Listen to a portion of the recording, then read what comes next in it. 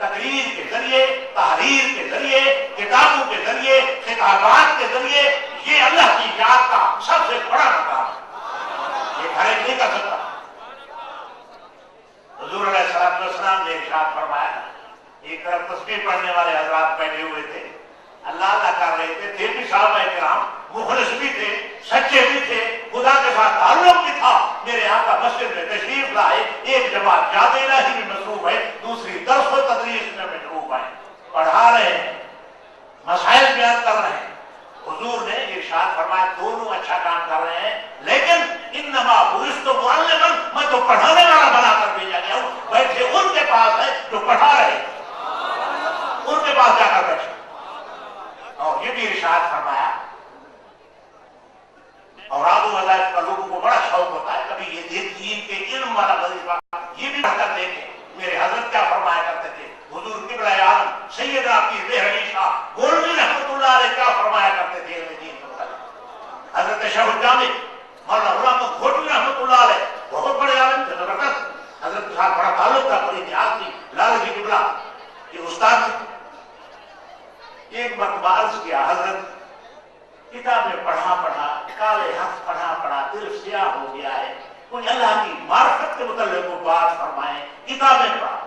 حضرت نے یوں جلالی نگاہ سے دیکھا اور ارشاد فرمایا، مولوی صاحب جو کام آپ کر رہے ہیں پڑھنے پڑھانے والا، اللہ کے نزدیک اس سے بڑھ کر پسندیدہ کام کوئی نہیں۔ میں سمجھتا ہوں کہ ان کے اعمال صالح میں ان کی یہ جو تعلیم و تدریس ہے، جس انداز سے انہوں نے پڑھا ہے، جو مشقت انہوں نے برداشت کی ہے، جو استاد گرامی کے ان کے ضبط اور قواعد کو انہوں نے برداشت کیا ہے، اور جس طرح خندہ پیشانی سے اور کشادہ روئی سے انہوں نے علم حاصل کرنے کے لیے استاد ان سے مار بھی کھائی ہے، سفر بھی اختیار کیا ہے، تکلیفیں بھی برداشت کی ہیں، میرے نزدیک یہ ان کا بہت بڑا عمل ہے۔ ان الذین آمنوا وعملوا الصالحات، اور پھر اس علم کو پڑھ کر رکھ دینا، سینے میں چھپائے پھرنا۔ حدیث میں آتا ہے کہ جو آدمی علم رکھتا ہے اور کسی کو فائدہ نہیں دیتا، وہ اس درخت کی مانند ہے جس کا کوئی پھل نہیں ہے، یا اس خزانے کی مانند۔ یہ سب عارف ہیں، یہ عالم ہیں، یہ اپنے علم کو دوسرے لوگوں تک پہنچاؤ۔ میرے آقا جناب محمد مصطفیٰ کا ارشاد ہے، بلغوا عنی ولو آیۃ، نظر اللہ سامع مقالتی فاضلہ وعدہ۔ فرمایا اس آدمی کو دعا دے رہے ہیں حضور کہ جو میری حدیث کو سنتا ہے یا قرآن کی آیت کو کسی دوسرے تک پہنچا دیتا ہے، یہ بہت بڑا کام ہے۔ ہمارے صالح کے اندر یہ بہت بڑا کام ہے۔ ان الذین آمنوا وعملوا الصالحات سیجعل لهم الرحمن ودا، اللہ تبارک و تعالیٰ ان کے لیے محبت پیدا فرما دے گا۔ میں اپنی سمجھ کے مطابق یقین سے یہ بات کہتا ہوں کہ پیر سید نصیر الدین نصیر رحمت اللہ علیہ کی ذات میں یہ دونوں اوصاف تھے، ایمان کامل بھی تھا اور اعمال حسنہ کا اختتام، دونوں چیزیں ان کے اندر اللہ نے رکھی تھی۔ اور ایمان پر بڑی استقامت تھی، ایمان کے اوپر بڑی استقامت تھی، رب کائنات کے ساتھ جو ان کا تعلق تھا، جو ان کو توقع تھا، جو اللہ کی ذات پہ ان کا بھروسہ تھا۔ میں نے بارہا اس کا مشاہدہ کیا ہے کہ بڑی بڑی باتیں، بڑی بڑی چیزیں، بڑی بڑی کئی باتیں ان کے سامنے آتی، فرماتے مولانا اللہ تعالیٰ سے پیار فرمائے۔ کبھی دل کے اندر انہوں نے کسی چیز کو خاطر میں نہ لایا اور اپنے کام کے اندر مگن رہے۔ میں نے ان کو کبھی دیکھا نہیں کہ وہ آرام کر رہے ہیں، وہ سوئے ہوئے ہیں، وہ خواب کے رہنما ہیں، ان کا دروازہ بند ہے، اگر بند ہے تو کچھ لکھ رہے ہوتے تھے۔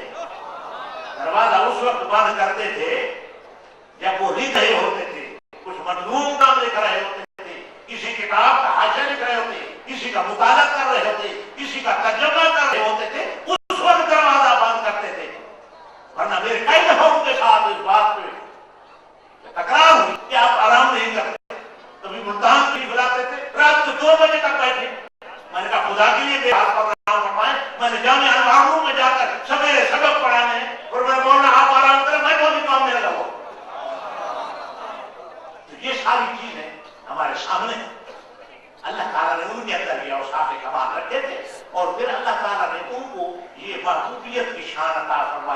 یہ مقبولیت کی شان عطا فرمائی کہ آج جو عقیدت کے مناظر نظر آ رہے ہیں، میں صبح سے دیکھ رہا ہوں کہ کس عقیدت سے لوگ آ رہے ہیں، کس مولانا انداز سے لوگ آ رہے ہیں، کس محبت سے لوگ آ رہے ہیں، اور ان کا کوئی اور منشا نہیں ہے، وہ صرف پیر نصیر الدین کی کوئی بات سننا چاہتے ہیں، پیر نصیر الدین کا کوئی ذکر خیر سننا چاہتے ہیں، پیر نصیر الدین کی کوئی ایسی مجلس کی کوئی بات سننا چاہتے ہیں، ان کے حالات جاننا چاہتے ہیں، تو کیوں نہ ہم ان کے حالات کو ہم کیوں نہ بیان کریں؟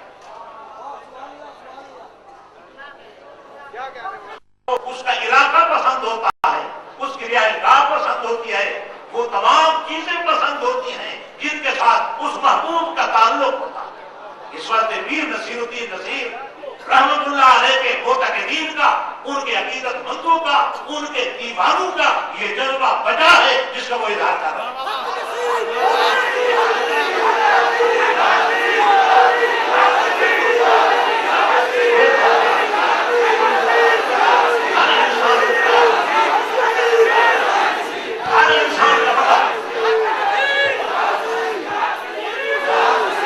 ہر انسان کا پتہ،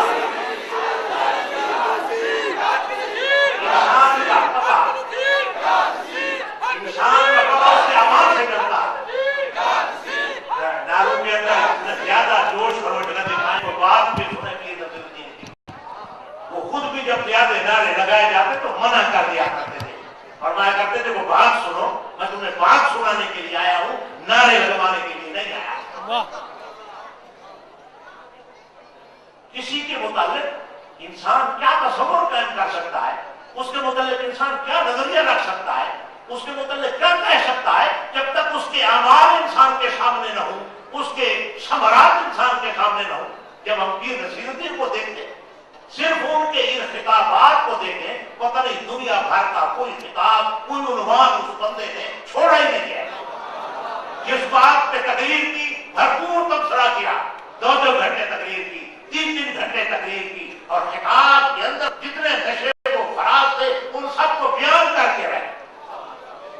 وہ تانعات تھے، مصلحتوں سے واقف تھے، لیکن مصلحتوں کو مد نظر رکھ کر کلمہ حق کہنے سے باز نہیں آتے۔ کلمہ حق ہوتا ہے، میں یہ بالکل پرملا کہوں گا، پہلے بھی میں نے کہا تھا، اب بھی میں کہتا ہوں اور شاید کہتا رہوں گا کہ پیر نصیر الدین نصیر حق گوئی کے لیے، جرأت و بے باکی کے لیے اس زمانے کے اندر آج تک اس بندے کی نظیر نظر نہیں آتی جس نے بادشاہ نے وقت کو بھی کلمہ حق کہا۔ میں بیٹھا تھا، ان کے پاس بیٹھا تھا، مشرف کا فون آیا ہے، اس کے ملٹری سیکرٹری نے فون کیا ہے، پلیز صاحب مشرف صاحب آپ کو کانفرنس کی دعوت دیتے ہیں۔ اس کے سامنے کہتے ہیں کہ بھئی میں فارغ نہیں ہوں، وہاں جا کر کام تو ہوتا کوئی نہیں ہے، صرف نشستن تو گفتن تو برخاستن، وہاں بیٹھنے والی اور چائے پینے والی بات ہوتی ہے۔ اس وقت میں ایسے کہوں گا، ہاں اگر کوئی مثبت انداز ہے، کوئی دین اسلام کے لیے، نظام مصطفیٰ کے لیے کسی نئے عمل کی بات ہے تو پھر میں حاضر ہوں۔ اس نے کہا جناب وہ صدر صاحب کا حکم ہے جناب، مجھے یاد ہے کہ ماتھے پہ ٹنگ ہے، مجھے وہ ان کا جو انداز تھا کہ جب اس نے کہا صدر صاحب کا حکم ہے، فرمانے لگے بھئی وہ صدر آپ کے ہوں گے، میرے لیے تو صدر نہیں ہے، آپ پر ان کا حکم واجب ہو رہا ہے۔ کس قسم کا بندہ جو شاہان وقت کی آنکھ میں آنکھ ڈال کر بات کرے، اور یہ ان پر اثر تھا، یہ ان کو پر فیض تھا۔ جناب غوث اعظم سیدنا شیخ عبد القادر جیلانی رحمۃ اللہ علیہ، خلیفہ مستجد باللہ، بغداد کے 5 خلیفے حضرت کے زمانے میں گزرے ہیں۔ ہر کوئی پیر فقیر بن جاتا ہے، بغداد پیران پیر کی بات کر رہا ہوں، محبوب سبحانی کی بات کر رہا ہوں، غوث الثقلین کی بات